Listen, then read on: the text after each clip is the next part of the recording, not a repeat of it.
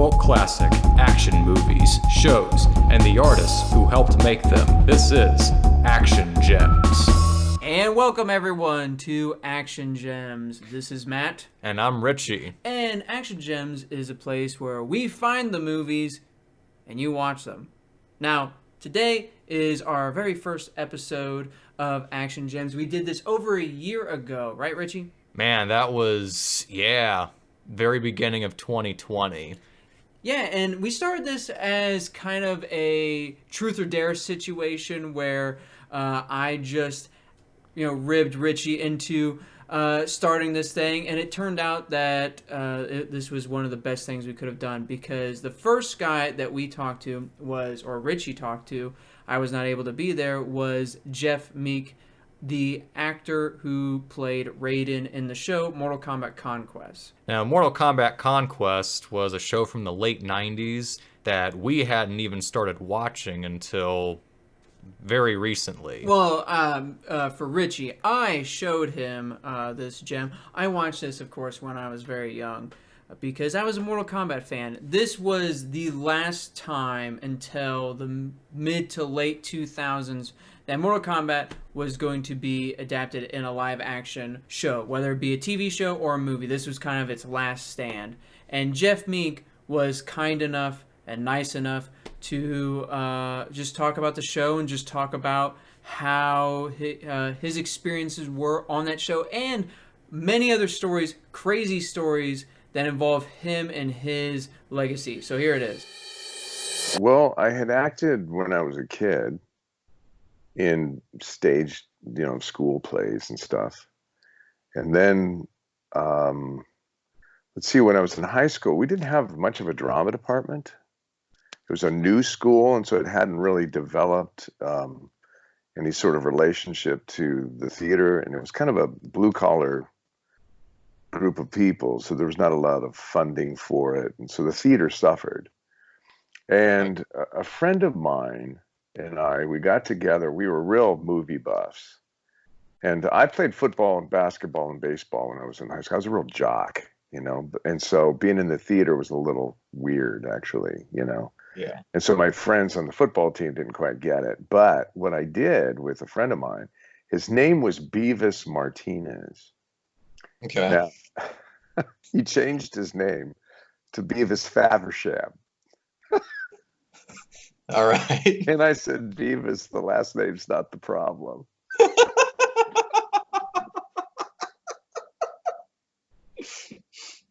And he was this really cool dude. He was half, I think he's Paiute, and he's half Paiute and another, I wish I could remember exactly. I love him too. I'm still dear friends with him. And he's Mexican and Paiute Indian. And so he was about, in junior high school, he was about 300 pounds. He looked like a little, Santa Claus, but he wore 3-piece leisure suits, and he had, like, with a vest and a bow tie, and then he would have a bowler hat. He wore a monocle occasionally, and he had button-down shoes, and he walked across campus, and I go, oh God, I got to know that guy. That guy's out of his mind, right? And so we started hanging out, and he was a real theater guy. He really loved silent movies, and he was an expert. I mean, still to this day, you can't stump him on the silent film era. I mean, he's just incredible.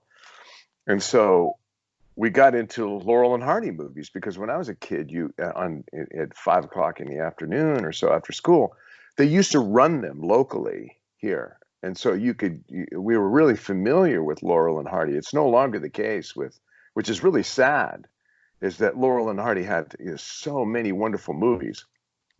And so we were fans.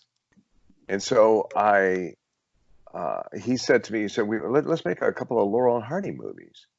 And so we had a little 8mm camera, and we went to the theater director, and he shot them. We'd be on stage, and we built a set, and I played Stan Laurel, and he would play Oliver Hardy, and we did these little movies, and then we would put together a vaudeville show where we had skits and we had jugglers and we had song and dance stuff. It was an old vaudeville show. It was like a throwback. And then we would rent out the theater, and then the school would come and see our shows. And so we were making money when I was in high school in the theater. And so it's called Burrs and Mick Vaudeville Show. And so we would show these little movies before we'd walk on. And then we'd do a little song and dance like, you know, Laurel and Hardy did. And then we would do routines like Who's on First from Abbott and Costello. And we do all these kind, you know, so it was really fun. So I really, you know, loved that. And it showed that it actually made me feel like I could actually make money at just entertaining, you know, and I was just in high school. I was like a junior in high school. So then I went to Texas with a friend of mine. We were framing houses in Texas in 1977. And, you know, everybody was actually, if you could sling a hammer in Houston, Texas in 1977, you get a job.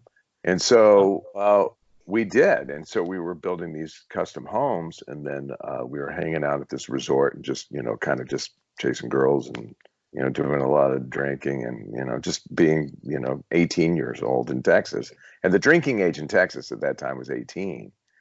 And so we were partying, right? And we were just making money, building houses. And I think and on the weekends we rented bikes at this resort, and you know I worked at a tennis center, you know, washing tennis courts, and you know we just had all these makeshift jobs. And then one night I was bartending at a party at this resort with all these millionaires. There was all these oil guys, you know, with big Texas hats and everything. And I was behind the bar, and then one of the guys said, "Hey, you know, what do you want to do when you grow up?" And I said, I'm just picturing the rich Texan from The Simpsons. Absolutely the same guy, right? and so I said, I kind of want to be an actor. And he says, "Well, act. Show me what you got, boy." And so I got up on the bar and I did a pantomime of something that I had won this high school competition with.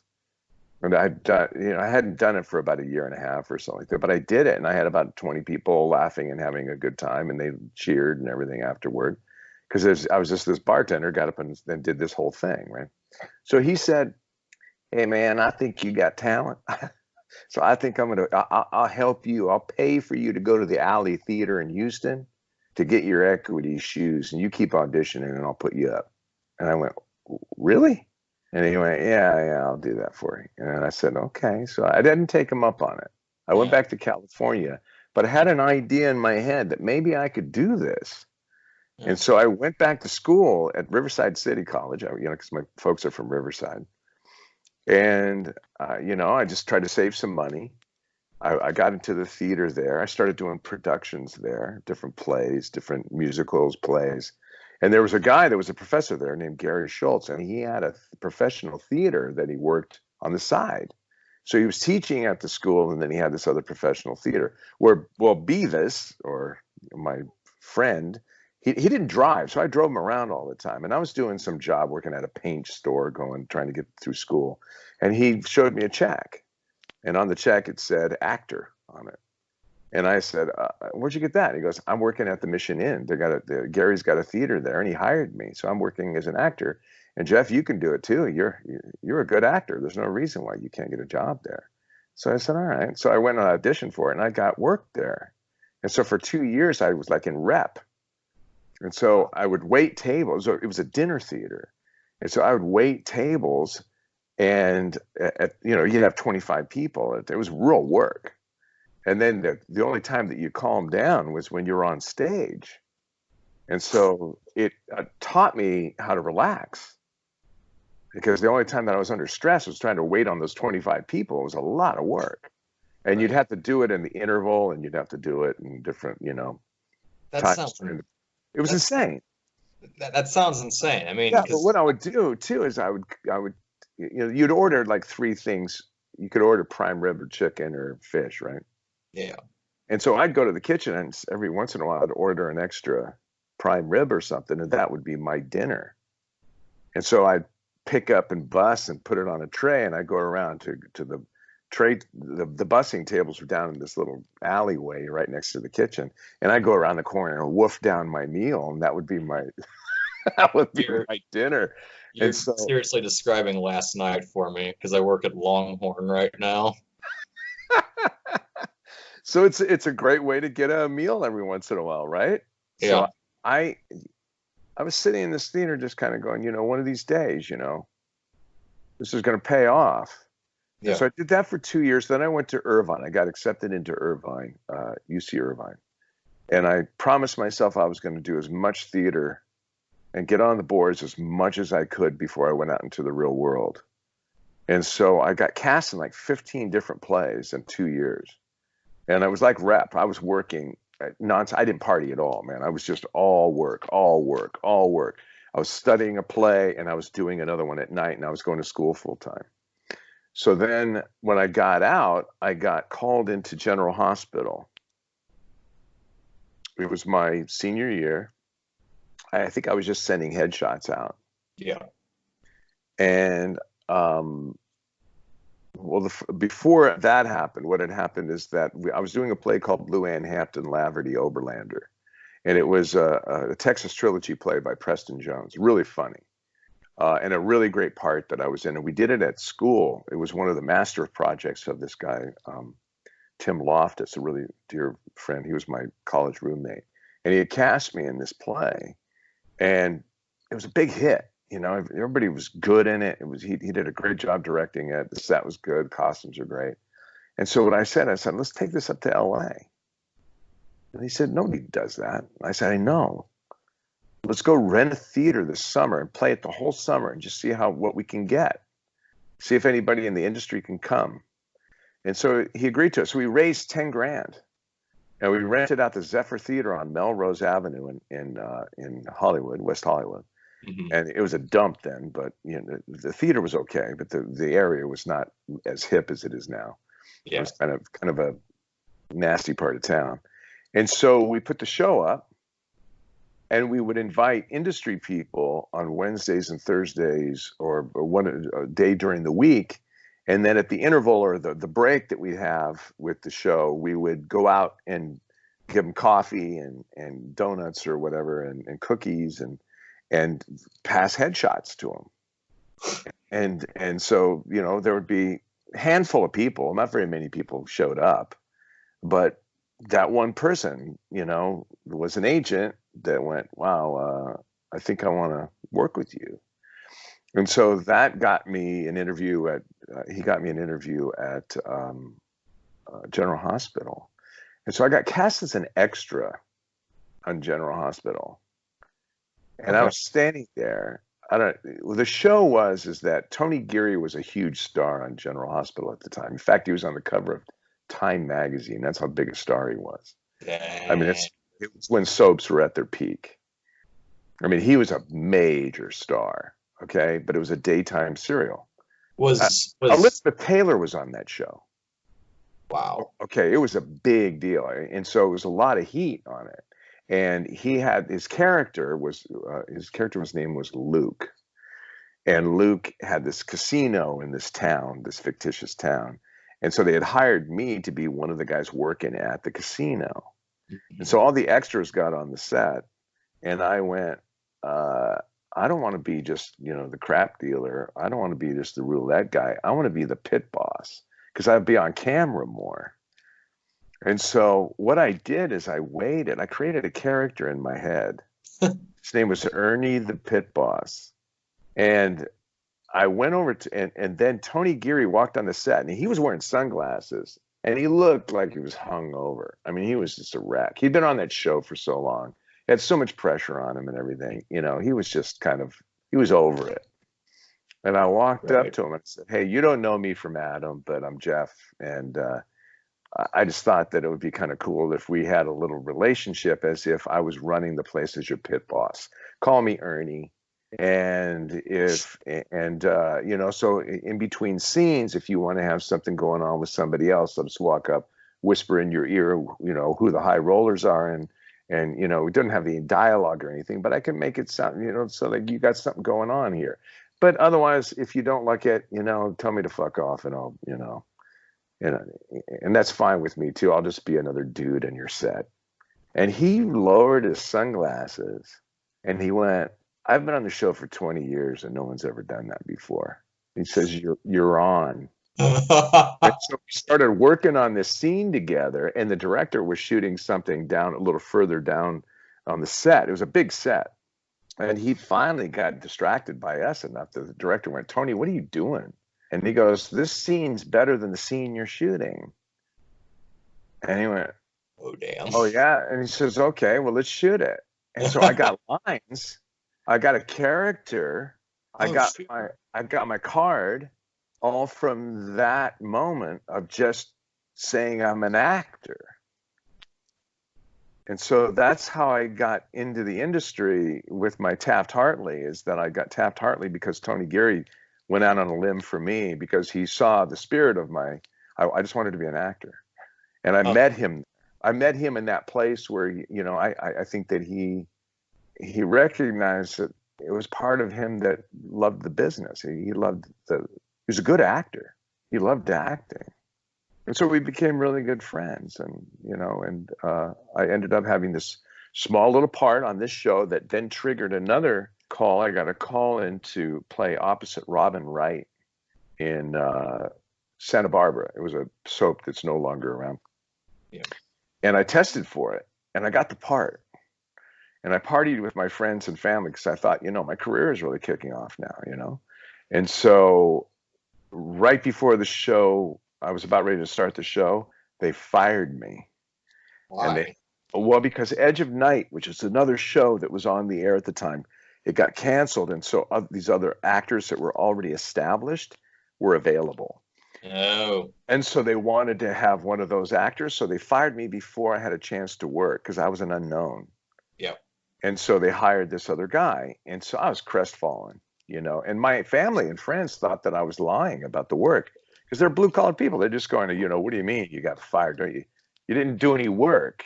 So it didn't make any sense to them. So everybody thought I was full of shit. Right. And so what I did was, I kind of had a moment of grief. I remember being pretty disillusioned by it. And then, the casting director of Santa Barbara got so discouraged that she quit. She went to another show in New York called Search for Tomorrow. And she called me up about a month later and she said, Jeff, I want to fly you out. I have a part I want you to test for. And so I flew out. I got that part. I did that show for 2 years. And that's how I got my start, was in New York, doing Search for Tomorrow, which had been the longest running show in television history at the time. It was on for 35 years when I got on it. Dang. And then from there, I sort of jumped to primetime. And I started doing, I did a show called, it was a pilot called Remo Williams. It was based on the movie. I don't know if you've ever seen the movie with Fred Ward. No. It's a cool movie. It's about a guy who trains with this, it's a fictitious martial art called Shinanju. And it's based on the Destroyer novels. Did you ever read the Destroyer novels? No. There's 800 of them. And it was a novel about this guy, Remo Williams, who's he's a nameless cop from New York. Okay. That they faked his death and then turned him into this machine of just he's like this Zen master character, Uh-huh. And so Fred Ward did it on this movie. It was pretty successful, actually. It was back in the 80s. And so that production company wanted to do television, so they hired me. And one of the ways that I got hired is that, again, I didn't have much of a name. I'd only done daytime television. And so they were concerned about, banking on me to play Remo. Of course. And so what I did, through my manager's suggestion, he said, you should read for all the other characters going to play the sidekick, which was played by Joel Grey on the movie. And it was played, and so all these stars were going to come in and audition for that Korean character. And I wanted to be there to read with them. And that was really smart. Oh. Because Roddy McDowall came in to read. Wait, who came in? Roddy McDowall. Roddy McDowall? He was the original Planet of the Apes. Did you ever see that? Oh, yeah. He was also kid actor with, Elizabeth Taylor, and he was in the business forever. He knew everybody. He was an amazing guy. Love Roddy. Well, here's what Roddy did. I was in the audition with Roddy, reading for him. He walks over to the producers and he goes, "Who do you have to play Remo?" And they go, "We haven't picked him yet." And he says, "Why don't you pick him? He's fantastic." And that's how I got the job. Oh, dang. That Roddy McDowell just went up to him and said, "If you're going to hire me, I'd love to play opposite him." Wow. Isn't that something? That's So awesome. special. It was awesome. And so I ended up playing Remo Williams, and we were on the docket at, I think it was it NBC? It was either NBC. It was one of the major. There's only 3 networks then, by the way. And Yeah. Fox. There was CBS, NBC, and ABC, and that was it. And so getting a primetime show on one of those was a pretty cool thing, Yeah. And so we were on the docket to start the production at the 11th hour, and they were going to announce their schedule in May.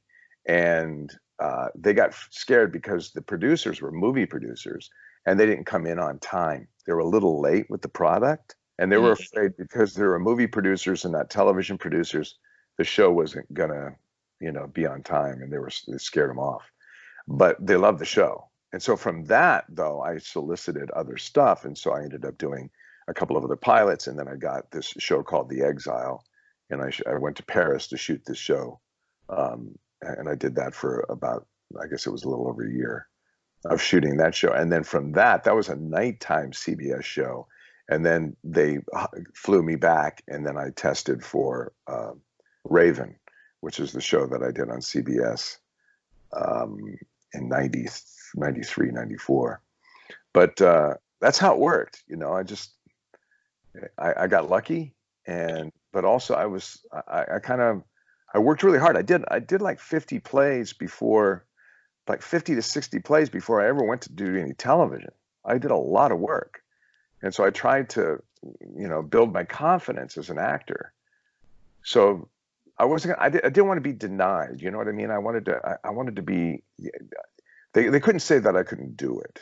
You know what I mean?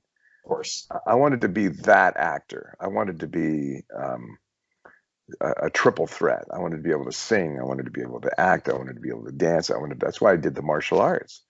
Yeah. And also the martial arts kind of came out of the acting. It didn't go the other way around. Really? Yeah. And so my martial arts training came from the fact that I started getting cast in these sort of Remo Williams kind of parts. And so I was hooked up with all the best stunt guys in the world. The guys that were my doubles were, Chad Randall was my stunt double when I was doing Remo, and he's one of the greatest stunt coordinators in the world right now. He did, Magnificent Seven, and he's a major player in the stunt world. I mean, he's a terrific choreographer, and also Billy Blanks. I trained with Billy Blanks for years. Yeah. So you get good when you're in the ring with Billy Blanks every day for 6-8 months. You get good fast. Otherwise, you get your ass kicked. I got my ass kicked a lot. Right. Yeah, he's. So I got this training from Jeff Imada, and who I consider one of the great stunt coordinators in the world. He did all the Born Identity pictures, and he did Raven, and he did The Crow, and he's a major martial artist, beautiful choreographer. And so I learned from all the best. Bobby Bass was my first stunt coordinator. Bobby Bass, Stunts Unlimited was created by Bobby Bass. These are heavyweight, old school. They're just great stunt guys. And I hung out with them. I mean, because I was doing so much action. I mean, Remo Williams I was doing a fight on roller skates, Right. Yeah. And I was doing gags where I was sliding down water on a platform about this big with boots that were nailed to it or screwed into it. And so I was surfing down this water off a 4-story building. Can you go back to the fight on the roller skates? So how often did you have to kick with those things on? Well, what they did for me in certain shots is they would lock off the wheels. Okay. So I had two different kinds of skates. And so when I was doing, spinning kicks or heel kicks or just front kicks or whatever, I was locked off. For sure. But the other shots, I was all wheeling around trying to avoid. I was fighting a motorcycle gang. It was hilarious. Okay. I was worried for you back then, so I just wanted to make sure. Yeah. But Chad did a lot of the hitting the floor. He was an amazing double and just really, really talented. And his father was a major stunt guy before him, so he grew up in the business. Yeah. If you look up Chad Randall, he's a major stunt coordinator now, and he still does his own gags. I mean, was a great athlete too, just amazing. Yeah, So fearless, absolutely fearless. That guy. Scary. When you see a good stunt man, they get a lot of respect. It's just sort of like that Tarantino movie is a little bit right. Is that the real guys are gag guys, And so I liked hanging out with them. yeah. And so I trained with them. I trained with, a lot of really great martial artists. And so I got pretty good, I got pretty good. Really, Huh? I was gonna say, and it sounds like you really developed an appreciation for all the work that goes into the fight choreography. God, totally. Well, and also it's just as an actor, if I was doing Raven, I would do 3 fight scenes a week. So that one fight scene for maybe 5 minutes is going to take all day to shoot. So you have to stay warm and fight, stay warm and fight, stay warm and fight, stay warm and fight for 8-9 hours. So would they have you doing things like stretching or stretch on a bike, keep moving? Yeah. Stay warm because that's where you get hurt is when you cool down and then you have to, gear up again and then have the same kind of energy and vitality that you had when you first shot it. So that's how I got hurt, is that if I wasn't warmed up enough. And then sometimes you shoot at night, it's cold. Oh yeah. Sometimes after a while too, if you're doing a series like that, you run out of stunt guys. Yeah. Stunt guys, they can't be playing the same part with the same stunt guy 5 different ways. You can't just keep putting a mustache on them. Or like ski masks. Right. And so you end up, after a while, you start getting into people that are not that gifted. And so they're fighters. And so when they get excited, you can get popped. Oh, yeah. But I've been hit and whacked. And also I've whacked a few people when I was, if you didn't hit the mark and I was doing a spinning heel kick, and you're not on your mark, you're going to get your head taken off, Right. So that happened a couple times. And it's cool that it sounds like you were directed to just completely follow through with your movements completely. And so when you watch it, I mean, I haven't seen it, but I'm sure when you watch it, you don't see any hits that are pulled, and so it actually makes it look more real. And sometimes you can even, close up a gag. You can actually, just put it in there and put it in there. You can. You can do it with feet. You can do it, I was just going to say, you could do the Jackie Chan technique of put a shoe on your hand. And why not? I mean, that's what we do. It works. It totally works. Yeah, it's great. It's so much fun, too. It's fun when it's really good. If you get really good people, man, is it fun. Oh, yeah. I love it.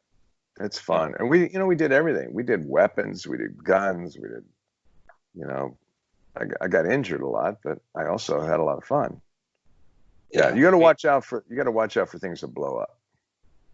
Oh, really? Yeah, that's where I got hurt more doing that than, I got shot with squibs and stuff, and especially if you're squibbing a car. Yeah. You got to be careful because that's Bondo on the car that they seal up the squib hole. Did you know this? No. They do it. Well, I don't know if they do it digitally anymore. I guess you could, but is what they used to do is they used to drill holes in the side of the car. Like if you're doing a drive-by shooting and the actor's standing in front, the car's behind it, they would just drill bullet holes, and then they put the squib behind it, okay, in Yeah. each hole. And then they would Bondo the car back up again. But when that's shooting out of there, that's shooting out as a bullet.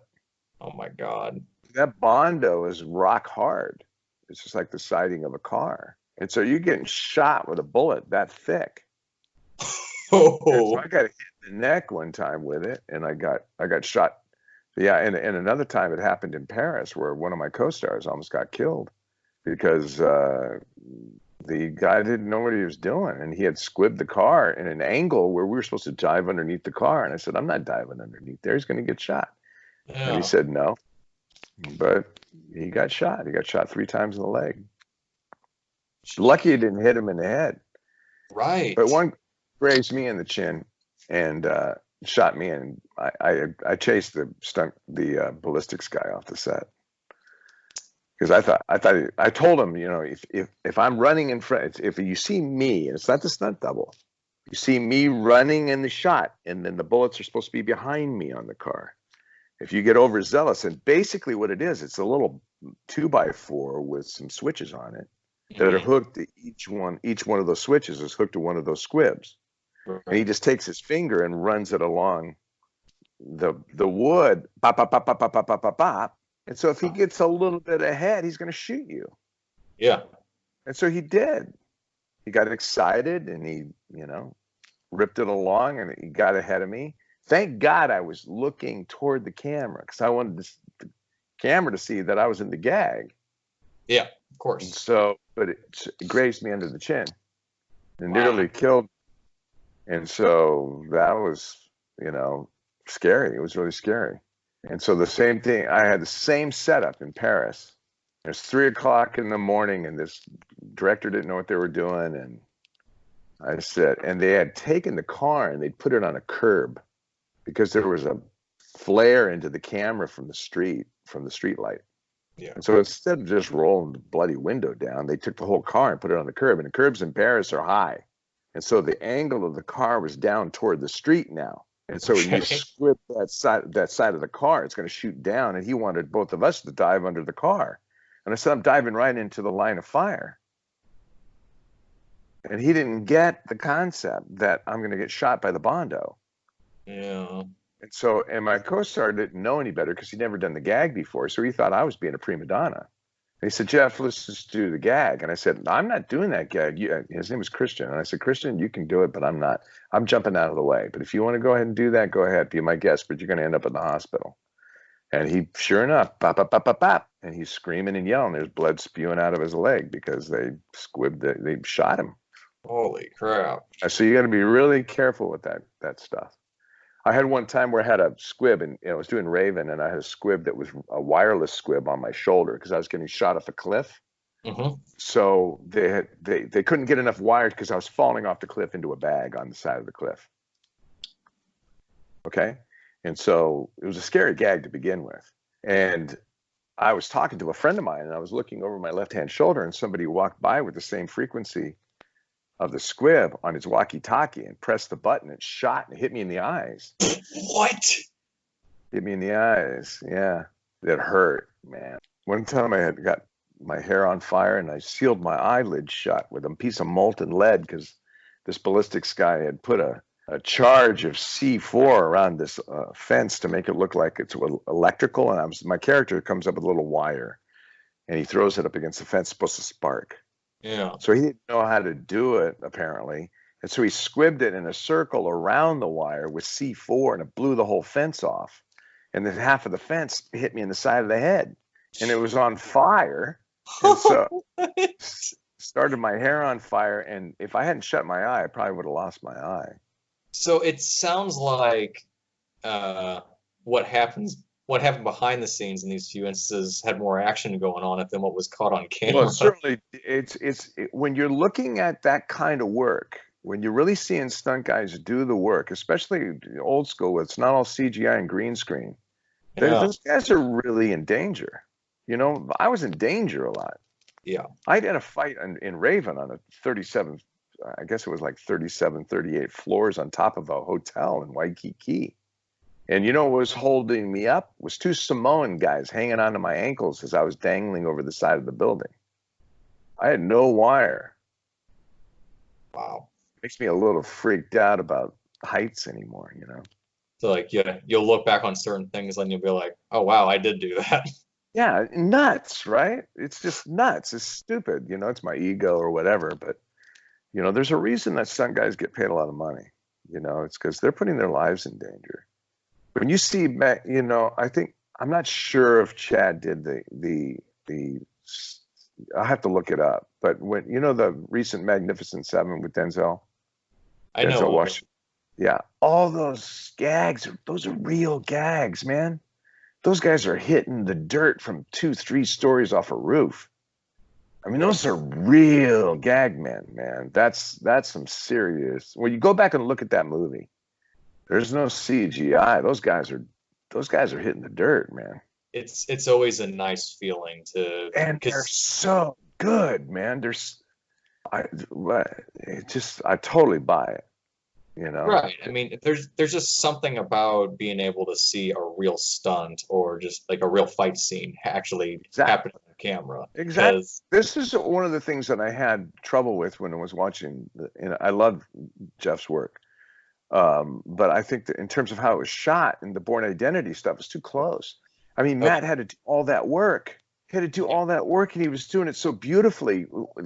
Back up, back the freaking camera up, and stop smash cutting everything. You know, let us see the gag. You know, I never understood that, and so I demanded it when I was doing Raven, and I think it paid off in the long run. I think some of the fight sequences are cool, yeah, and the reason for it is because you can see the fight. You know, you see some of these other movies now, and you just they're so smash cutted that you can't even see the gag. You no, know, you don't even see the moves anymore, or the choreography, or the sense of drama within the fight. You know, it's right, and it's when you say that, it really brings to light how it's crazy that you have all these action movies, but then when it comes time for an action scene, it's almost like, or for a fight scene, it's almost like it's an afterthought. that's The right. way, Very good. Well put. And I think that, you know, I want to the stuff that I'm doing. I'm writing a movie right now, and it's going to be it's an action. It's a real action movie, and oh, it's about this guy, and it's very similar to the Raven character, but it's this guy who, and I want to do it as raw and old school as possible. So I'm going to get the best fighters. I'm going to get the best. You know, Jeffy Motiv said he's going to do it. I also want Garrett Warren, who does all the Avatar movies. Do you know the Avatar movies? yeah, You know, 2 through like 12 are filming. yeah, It's Garrett Warren is the stunt coordinator on a lot of that stuff, and he was yeah, my stunt double when I was doing Raven as well. And he's just an amazing martial artist, and he knows how to put together a fight sequence. And uh, I want to see the fights. When I go to those kind of movies, or I want to see those movies, I want to see the guy in danger. I want to see it. I want to see it happening. And not so close that I can't tell the difference between the stunt double and the actor. I want to see the actor doing it. You know.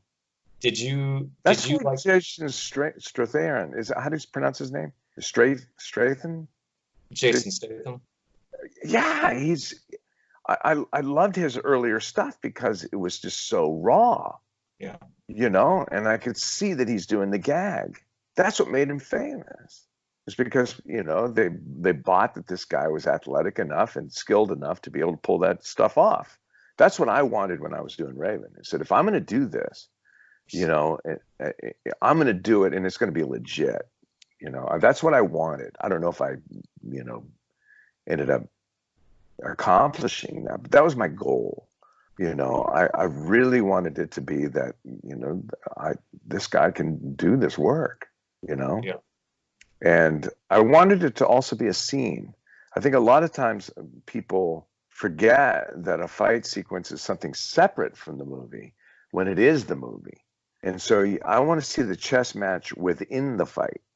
hmm And so the pauses, you know, it's like when you go back and look at some of the Sergio Leone movies, you know, yeah, all those wonderful duels that he had and how he set them up, and he created this sense of mystery and a suspense that a lot of action movies now, they lack the skill in creating suspense, which I think is part of good storytelling.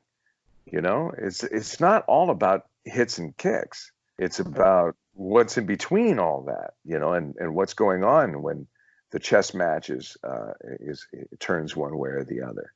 That's a good sequence.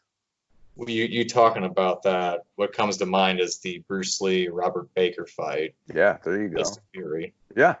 There's a reason that they're famous, and Right. I think a lot of it has to do with this ability, and also Bruce Lee was a very good actor. Yeah. He got good. He wanted to be a good actor. And I think that serviced him so much because he was so committed to the acting as well as the martial arts. But he, that's what made it so transcendent, is that it was a scene. Yeah. It was a real piece of dialogue going on with no dialogue. And that takes skill, I think, to as a filmmaker to recognize that and how to do that. I think that some of the great Chinese directors are good at it. Pretty well. You gave a very detailed biography of your career into up to that in television. Then I started making films, and and then just more. I've had 5 television series that I've been on, so it's I've had a lovely career. Mm-hmm. Oh, I was going to ask, is that including Conquest or? Yeah, Mortal Kombat. I've done kind of a gamut of things. I also do musicals. So I did the Doors musical. I played Jim Morrison in the Doors musical.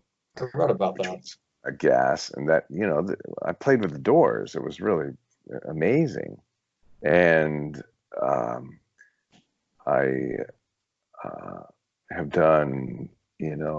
I've been so fortunate to be able to do so much different stuff. It's not just the martial arts, but the martial arts came out of my desire to be a good actor, and so I wanted to be supple. I wanted to move well. I thought, what better way to move and to know how to kick and to punch, and I thought it could become really useful.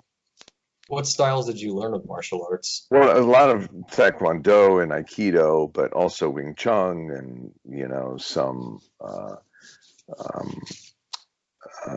Jiu-Jitsu. But for the most part, for films and stuff, I think it's just that Taekwondo translates well on film, because it's so broad and there's such big strokes of it. It's almost as like a John Wayne haymaker, is that what I find a little weird about Aikido, especially if you're looking at the Seagal movies, is that everybody just keeps running at him. He just stands there, It's sort of. Go ahead. I'm sorry. No, but it's just odd, It's you think after 5 guys got their arms broke that they would stop doing that. Oh, I know. And the best example of it is it's on Deadly Ground, where he walks into that bar, and well, first off, okay, so you have like 5 guys run at him, like you said, and then there's like this random guy who looks like he's 90 runs at him, and then another guy runs at him, and then there's like a close up where Steven Seagal grabs his groin and flips him over, and you hear the guy go, "Oh my nuts!" I'm like. Mortal Kombat, I went in to read for Raiden, and I tested for Raiden 3 times, and I thought, well, they don't really want me for this part. And so the 3rd time that I went in, I read, and then they handed me, they kind of got conferred, the casting director and the producers and directors conferred a little bit, and they handed me a script of Shao Kahn. And I thought, well, okay, they're not going to hire me for Raiden, but they hired me for both. So I played both parts on the series. So what was your reaction when you found out that you'd be playing both sides of the? I said, you're going to pay me for both, right? And they said, yeah.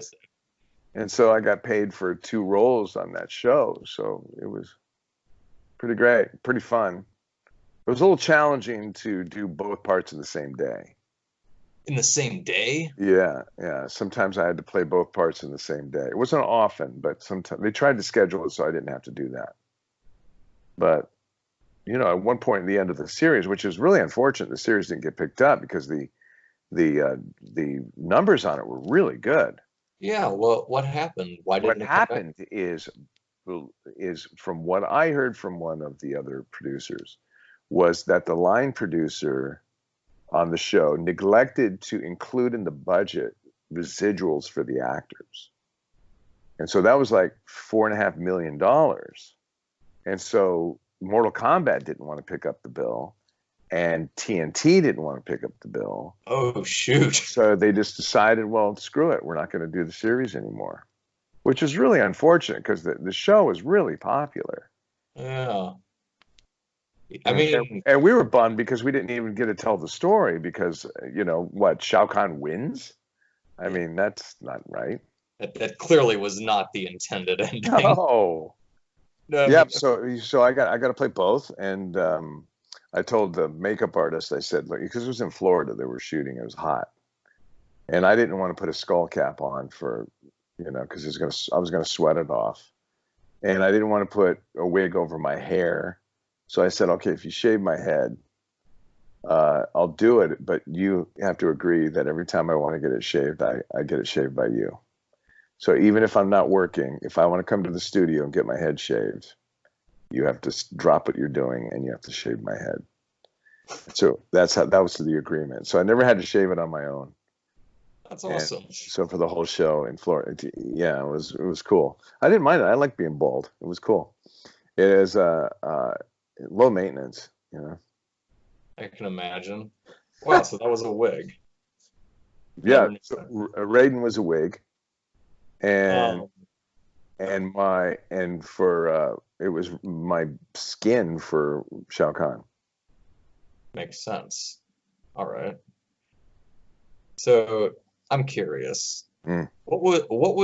Can you take us through just a day in the life on the set of Conquest? Like obviously you said some days you'd have to go back between roles, but Well, it was great because it was also a parade of some of the most beautiful women in the world. so And I've seen. so every week was just this another spectacular, female character would come through, and you get to make friends with these people, and it's in Florida, and so you can play golf, you can go out to dinner, and it was a very nice group of people. So we all hung out together. We'd go to the steakhouse like maybe 3 or 4 times a week, Oh and we man. would eat well and hang out together. And I played golf with Bruce Locke. Bruce Locke and I are still great friends, and he's a good golfer too, much better than I am. And so we'd go and hang out. I lived at Celebration, which is the planned Disney community that's next to MGM in Florida. And so MGM and Disney are the same lot. And so Right. they have the tour there, right? And so right across the bridge over the freeway is Celebration, which is a planned community. It's the same guy that did the Truman Show designed Celebration. So it felt like you were on a, it was sort of like the Stepford Wives place, It was just this really sort of creepy, wonderful. I would ride my bike with my bald head around this little, strange little neighborhood, and the golf course was world class. It was right there. Had a state of the art gym, had basketball courts, had a swimming pool, had a park, great theaters, great restaurants. I never went anywhere. It was great. I loved it, and I would just hop in the car, go in Yeah. 2 minutes. I was at work. It was Wow. brilliant. And it was Wow. at Disney, I mean, it was awesome. I loved it. And then you have Florida. They had the Keys, and I love Florida. And you go to Miami, and it was really, really a sweet gig. And we were really bummed that it didn't get picked up because of why it didn't get picked up. That because we thought we were there for at least 5 years Oh, because the show was really successful. The yeah. numbers were great. We didn't get canceled because the numbers weren't good. We got canceled because they had financial issues. I had heard a smattering of different rumors. Like things like relating to Columbine, and TNT didn't like TNT got apparently got accused of having too violent of a show because like that was like basically right after that had happened. I figured that was not true, but No, I learned from it was financial. yeah. Is that somebody forgot to budget a major part of the budget, and no one wanted to pick up the tab. How does that happen? I don't know. No, I could be wrong. I mean, I could be absolutely, but that's what I heard. And Yeah. so anyway, so on the set, I'd go and it was a lot of the city was built in one studio, Yeah. and so it was all in one big huge sound studio. Was built this whole city that we worked in, and then we'd go on location once in a while too. But I'd go in, get hair and makeup on, go out on the set, shoot 4 or 5 scenes, and go home. It was brilliant, brilliant. And then we do fight sequences in a separate place, which I didn't care for, because I don't think the fighting and the show should have been separated. So one was B unit and the other one was A unit. And they were doing that to expedite the show because it was for time constraints and stuff. But I think that what happens is that you end up doing 2 different shows. Instead of having A camera on the fight too, I think at least B camera could have been setting up and choreographing the fights, and then there should have been a section of the show where the A camera was actually the general and the principal photographer. I think that's where in my opinion, if I would go back, I would probably do that to clean it up a little bit. But we had the best. I used to go out and party with these guys, and you'd have, I can't remember his name now. He was like 7-time world champion in Taekwondo competition.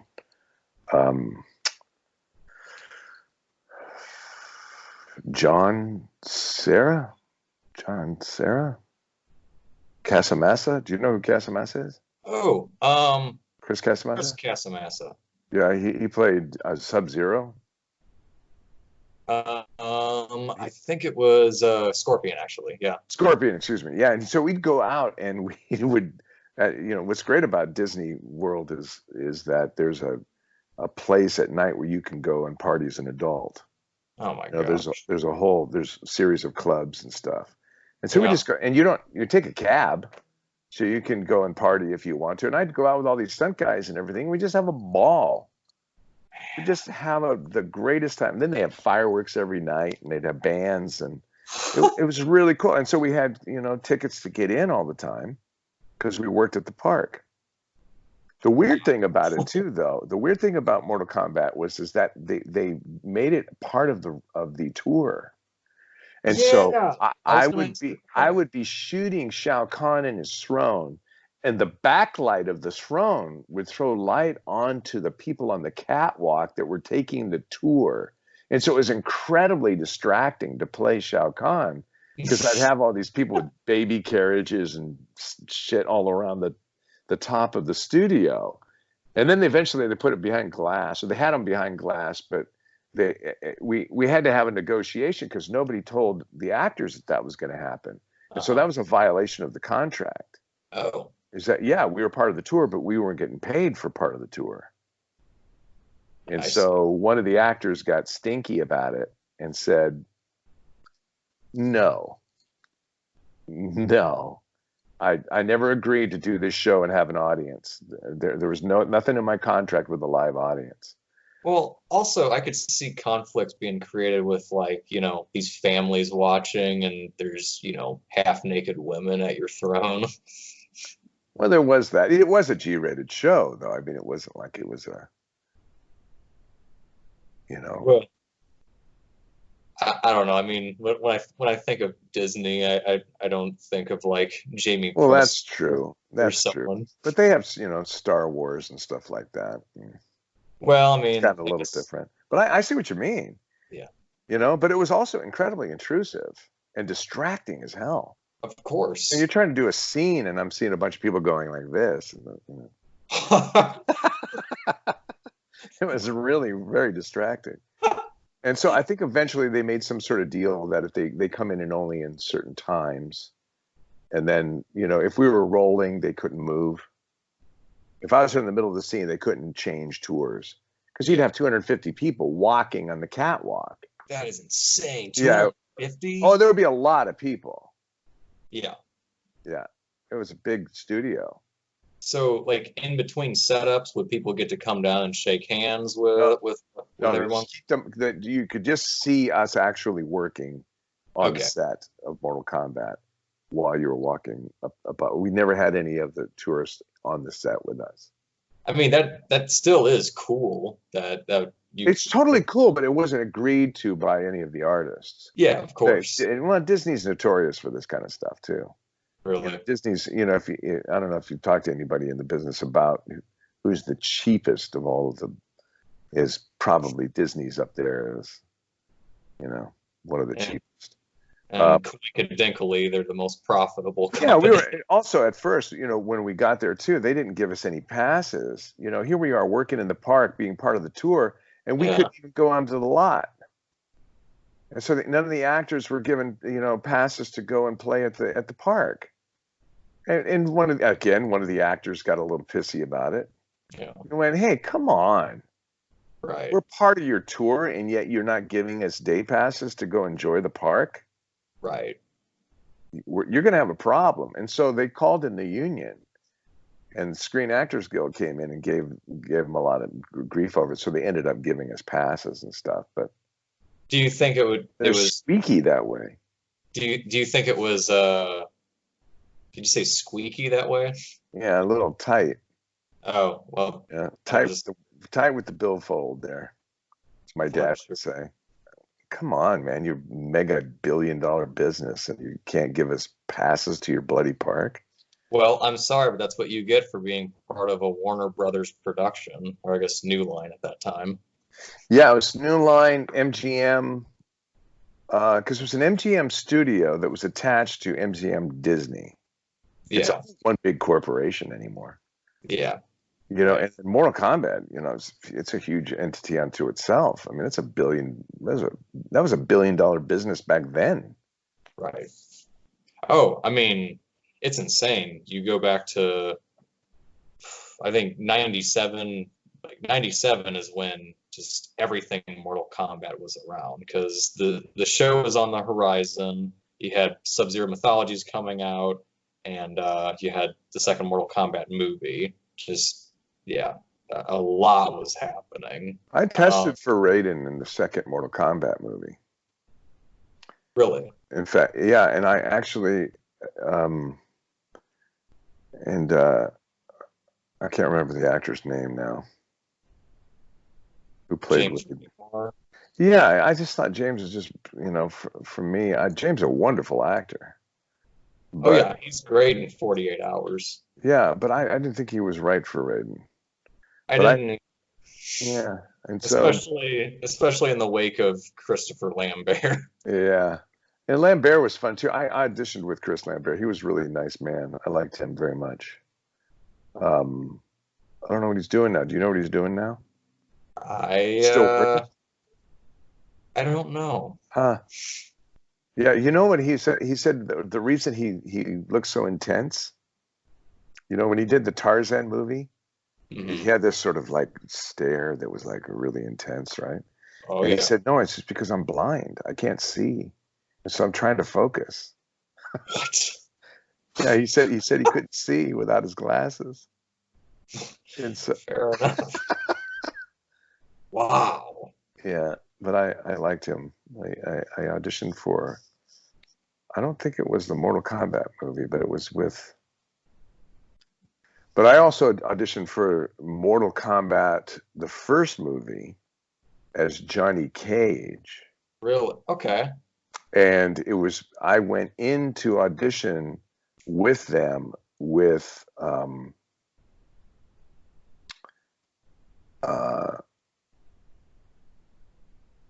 let's see.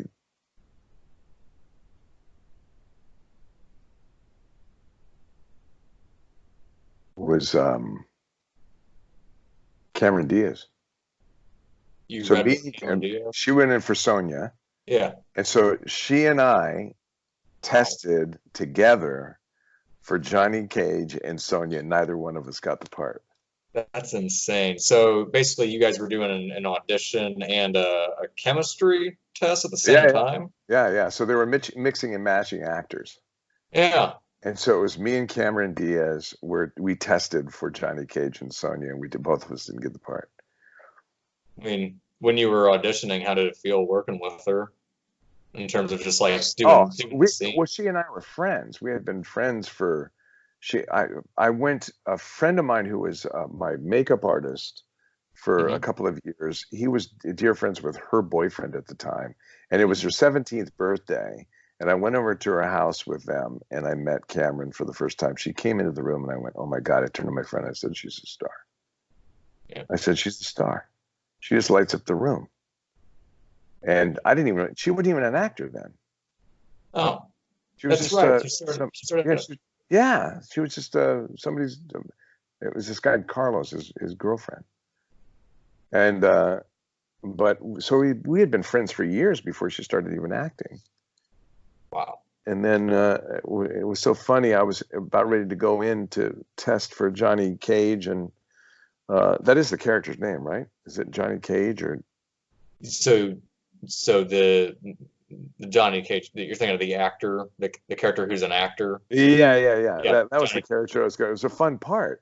And so I was standing there, and then she was in the hallway, and I said, "Cameron, what are you doing?" She goes, I'm coming for this Mortal Kombat movie." And I Oh, went, "Yeah, what part?" And she goes, "Oh, for this Sonya something or other."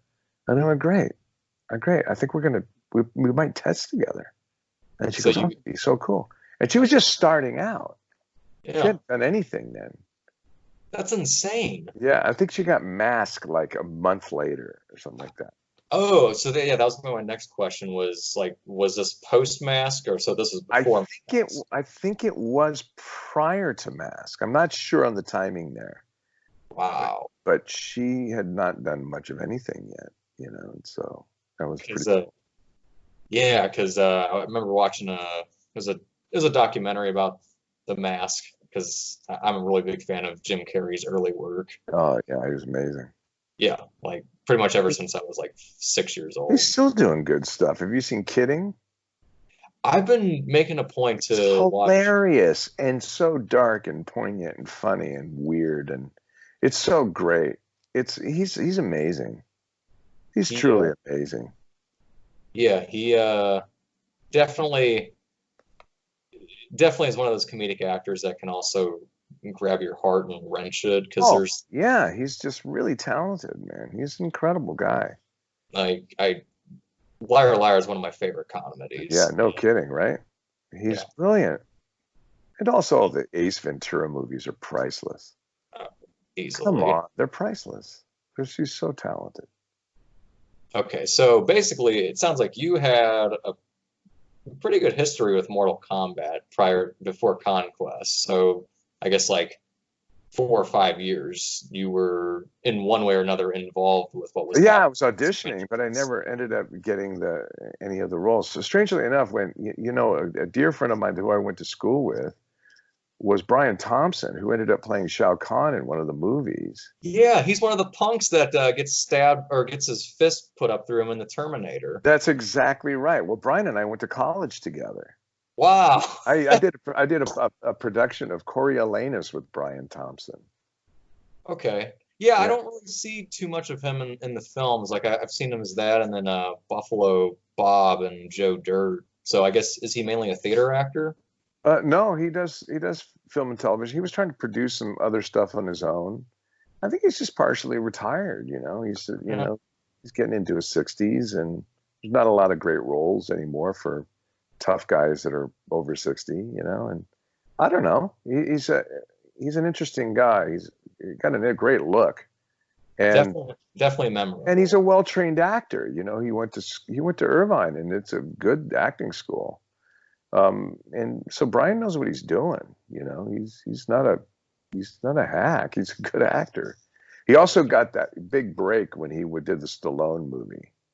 Uh, he did what was the name of it? Was it Scorpion or something? Oh, And he played the heavy in it. okay. But I thought it was really odd that Brian and I, who we went to school together, and we did a production of Coriolanus together. It was a Shakespeare play, and I played Coriolanus, and he was one of the senators. And he and I had a little bit of a confrontation on the stage once, and we were doing Coriolanus, where he was challenging me. Really? Well, Brian's a tough guy. You know, he's big and strong, and he played football in Central Washington or something like that. And so he was kind of just checking out my masculinity a little bit. And so I punched him in the stomach. Oh. And I didn't realize that he had had surgery Oh. to remove part of his intestine. And so he dropped like a sack of potatoes on the stage. And and I didn't know that, you know, someone that big could fold over so easy. But he kept challenging me, and finally I just let him have it. But we became friends. We played golf together. We, you know, I've actually, you know, when I was going through, I've been over to his house many times. We're good friends.